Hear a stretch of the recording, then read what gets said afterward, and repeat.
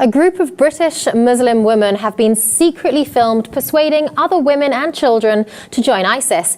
Now, this was revealed in a 12-month undercover investigation in the UK, which is due to air on Channel 4. And we're seeing the women describing the fighters as seeing paradise as they look down the barrel of a gun and stating that the world is his oyster. The women have been identified after their pro-ISIS activity on social media. They were caught on camera lecturing other women against Western values, declaring them anti-Islamic, urging women to join ISIS in Syria, and using racially abusive language, describing, for example, filthy Jews and Israelis. Now, this was a 12-month investigation. It was a journalist who managed to get into these lectures. We're told that they were 2-hour lectures given across London to large groups of women and children. Over the course of months, the documentarian gained closer and closer access to really see how these women were recruiting and persuading young girls even on this large scale. So we knew this was going on. We knew that recruiting of women, of girls, and obviously men as well was going on online. But to see it happening in lecture theatres across London on such a large scale, on the ground, in person,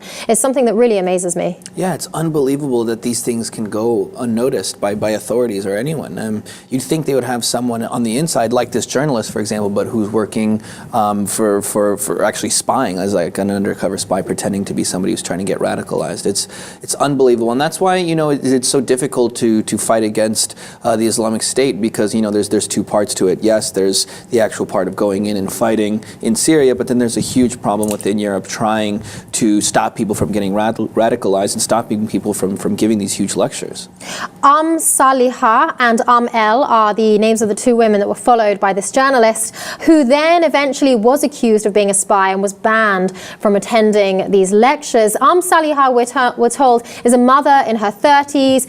She's believed to have lived with a well-known extremist, and she's been caught on camera blaming the UK government for labelling good Muslims as also being extremists, and as mentioned previously, glorifying the violence of extremists operating in Syria and Iraq, describing the fighters as seeing paradise looking through the gun of a barrel. So really just these descriptions, the way they're trying to persuade these youngsters.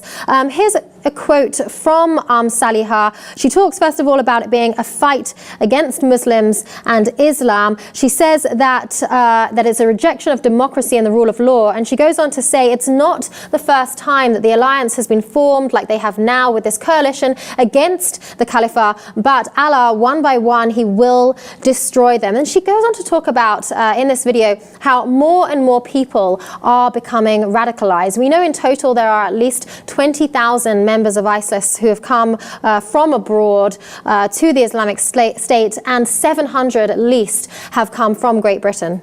Yeah, and Belgium is also currently dealing with a huge problem.